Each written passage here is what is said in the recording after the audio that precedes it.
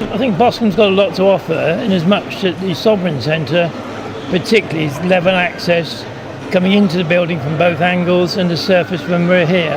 The other thing that's got going for it is that the fact that the pedestrian precinct and all of the shops are level access. There is no steps at all, and most of the shops you can really get in with disability vehicles.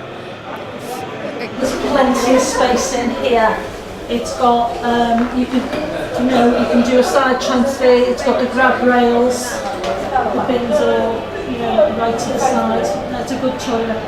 To attract me back into Boscombe, parking would be my number one. In this part of the car park, there are 5 nominated wheelchair accessible bays.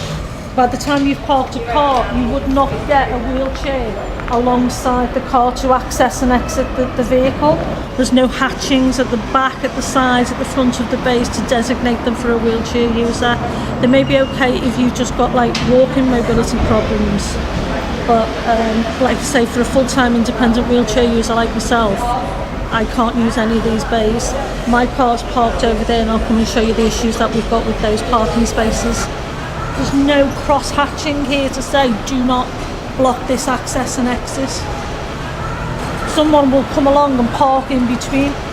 Parking has always been very difficult for me, and when I have parked, I can't or I won't use the Sovereign Centre car parking because it's too dark. And I find it quite inaccessible when it comes, because I'm a rear-loading vehicle. It's very difficult for me. So Hawkwood Road would be the car parking area that I would use. Quite frankly, I have never been able to actually find the accessible parking bays. They're not signed, and then exiting the car park is very difficult because, again, crossing the roads, using the main entrance, which is where I would use, that's very difficult as well for me, because there's no refuge area in the middle of the roading, so it's difficult if it's a busy car parking area. And again, signage wasn't there for me to actually guide my way through to safe areas that I could actually find the shops in the precinct.